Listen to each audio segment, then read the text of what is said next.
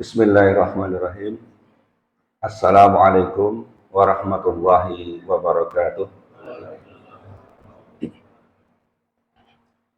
Alhamdulillah wassalatu wassalamu ala Rasulillah wa ala alihi wa ashabihi wa man wala. La haula wa la quwwata illa billah.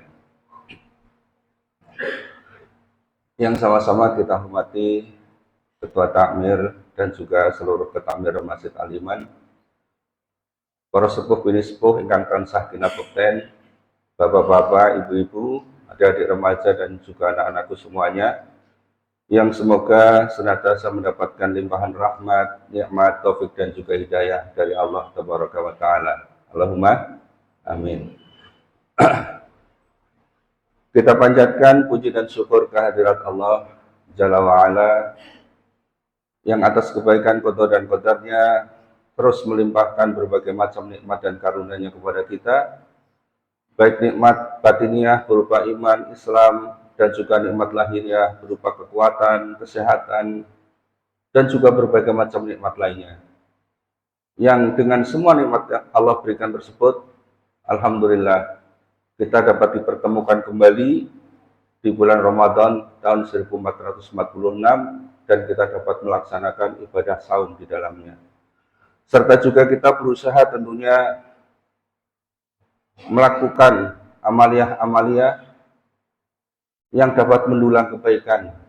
Karena di dalam bulan Ramadan ini Allah mengkhususkan dibukanya keberkahan dan juga kebaikan yang apabila kita dapat memperolehnya itu tentu akan menjadi bekal kita semuanya ketika menghadap kepada Allah Tabaraka wa Ta'ala. Jamaah sekalian, ibadah saum yang kita kerjakan, kita telah pahami tujuannya adalah untuk meraih ketakwaan. Yang dengan ketakwaan ini kita berharap akan mendapatkan rahmat dan keridhaan Allah. Dan rahmat keridhaan Allah inilah yang kemudian akan menjadi wasilah kita memperoleh puncak kebahagiaan, puncak kemuliaan, dimasukkannya kita ke dalam surga. Jadi nuwun sewu Bapak Ibu jamaah, jangan pernah bermimpi bahwa sebab masuk ke surga itu hanya semata-mata amal kita. Ya. Amal kita ini hanyalah sebagai faktor untuk menurunkan rahmat dan keridhaan Allah. Yang apabila rahmat dan keridhaan Allah kita terima, maka kita akan dimasukkan ke dalam surga. Karena sesungguhnya amaliyah yang kita lakukan seberapapun banyaknya, itu tidak akan dapat untuk mengganti satu nikmat Allah saja. Ya, dalam kisah itu ada seorang Bani Israel yang ketika siang berjihad, malamnya bermunajat kepada Allah, kemudian dimasukkan ke dalam surganya Allah. Dengan pedenya dia menganggap bahwasanya masuknya ke dalam surga karena amalnya. Maka kemudian Allah mengatakan kepada orang tersebut, ini dalam bahasa bebas, bahwa yang menyebabkan masuk ke dalam surga itu bukan amalannya, akan tetapi karena rahmatnya. Ya. Maka orang itu tidak percaya. Kemudian Allah mencoba menghitung antara nikmat yang diberikan dengan amal yang diperbuat oleh orang tersebut. Hanya dengan satu biji mata saja. Ya. Ternyata ketika ditimbang nikmat Allah satu biji mata dengan amal yang dilakukan sepanjang hidupnya itu masih besar nikmat Allah. Oleh karena itu kita laksanakan apa yang menjadi perintah dan kita tinggalkan apa yang menjadi larangan dengan sebaik-baiknya dan mengharapkan rahmat Allah akan turun kepada kita sehingga kita akan mendapatkan puncak kebahagiaan tersebut. Namun jamaah sekalian, untuk mendapatkan kebahagiaan ternyata bukanlah hal yang mudah, karena banyak sekali perkara-perkara yang menjadi penghalang untuk mewujudkannya. Dan penghalang ini bisa jadi bukan kebahagiaan yang kita dapatkan, akan tetapi justru kesengsaraan. Dalam hal ini, Imam Hasan Al-Basri rahimahullah ta'ala, beliau memberikan nasihat kepada kita arba'un min a'lamati syaqa, qaswatul qalbi wa jumudul aini wa tulul amali warhisu ala dunia. Ada 4 tanda kesengsaraan ya, yang itu bisa datang kepada kita, yaitu yang pertama adalah qaswatul qalbi, ya kerasnya hati. Yang kedua, jumudul aini, keringnya air mata. Yang ketiga, tulul amal atau tulul amad, yaitu panjang angan-angan. Dan yang keempat adalah berambisi atau menjadikan dunia itu sebagai tujuan hidupnya. Ya. Ini 4 tanda kesengsaraan hati yang dinasihatkan oleh Imam Hasan Al-Basri kepada kita. Dalam kesempatan ini insya Allah kita akan mencoba untuk mengupas 2 di antaranya, yaitu yang pertama tentang qaswatul qalb. Qaswatul qalb, kerasnya hati. Ya. Maknanya bukan ungkapan ketika kita mendengar orang itu keras hatinya, kemaunya seperti baja. Bukan yang seperti itu. Akan tetapi makna dari qaswatul qalbi ini adalah hati yang mengeras, hati yang keras. Ya. Karena atau hatinya orang-orang kafir yang telah dikunci mati oleh Allah sehingga tidak dapat menerima hidayah sama sekali, atau hatinya orang-orang mukmin yang di dalamnya bercokol berbagai macam penyakit. Di antaranya adalah nifak, kekufuran, sombong, hasad, dan banyak sekali. Serta perbuatan maksiat.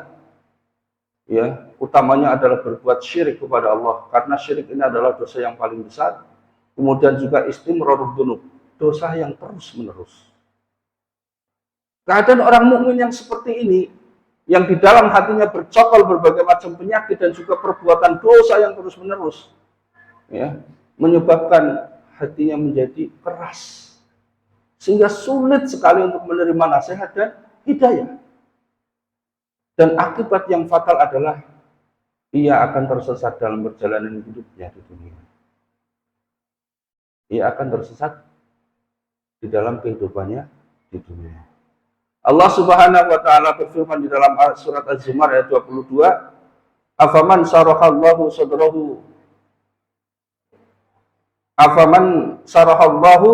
sadrahu lil Islam wa huwa ala nurin min rabbih fawailul lil qasiyati qulubuhum ulaika fi dhalalin mubin." Apakah sama antara orang-orang yang dibukakan hatinya oleh Allah dan menerima Islam dan dia mendapatkan cahaya dari Tuhannya dengan orang-orang yang hatinya membatu? Maka celakalah orang-orang yang hatinya membatu dari berzikir kepada Allah. Mereka itulah orang-orang yang berada di dalam kesesatan yang nyata. Jamaah sekalian, ternyata hati ini adalah merupakan poros dari segala amal perbuatan yang kita lakukan. Hati yang keras, di antaranya adalah cirinya, dia tidak akan menjadi lunak dengan membaca ayat-ayat Al-Quran. Dia tidak akan merespon baik perintah maupun larangan yang Allah turunkan. Tidak dapat mengambil pelajaran atau memetik dari ayat-ayat yang dibacanya. Dan dia cenderung untuk berbuat sekehendak hatinya, yaitu ugal-ugalan. Ya. Sehingga dengan demikian hati yang keras ini juga bisa dikatakan sebagai hati yang gelap. Hati yang tidak dapat melihat kebenaran atau buta. Yang Allah katakan di dalam surat Al-Baqarah itu, summum bukmun umyun fahum la yarji'un. Mereka itu tuli, kemudian bisu dan buta, sehingga mereka tidak dapat kembali kepada kebenaran. Yang dimaksud dengan tuli, bisu dan buta di sini adalah tuli, bisu dan buta hati. Bapak Ibu sekalian, jamaah sekalian yang dirahmati Allah, 3 hari bulan Ramadan kemarin, saya itu mendapatkan undangan untuk pesantren kilat, kader dai, tunarungu, tunadaksa, dan tunanetra. Awalnya saya nggak bisa bayangin Bapak Ibu sekalian, bagaimana ada lintas disabilitas ini bisa berkumpul. Ya, tunarungu dengan bisu itu biasanya menjadi satu. Dan tunanetra dengan tunarungu ini tidak akan bisa berkomunikasi. Karena saya hanya mendengar, sementara yang tunarungu ini hanya bisa membuat isyarat gerakan. Sehingga bisa jadi miskomunikasi. Dan saya juga tidak bisa membayangkan bagaimana yang namanya bisu tuli itu kemudian bisa menerima hidayah Islam. Ya. Ternyata di sana, Masya Allah, saya bertemu dengan sahabat-sahabat yang bisu tuli. Meskipun mereka nggak mendengar sama sekali, akan tetapi Allah ternyata turunkan cahaya di dalam hatinya. Akhirnya apa Bapak Ibu? Yang tunanetra mendengar, yang tunarungu ngaji ini, kita juga nangis. Ya, karena apa?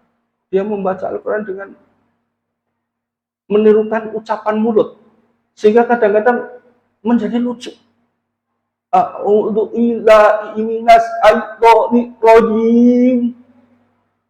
Masya Allah, saya nangis waktu itu.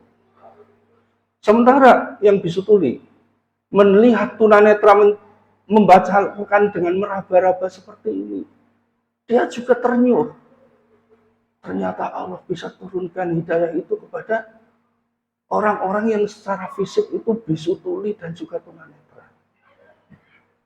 Namun Bapak Ibu sekalian, kalau Indonesia sekarang ini menjadi gelap, sehingga banyak sekali demo dengan tema Indonesia gelap.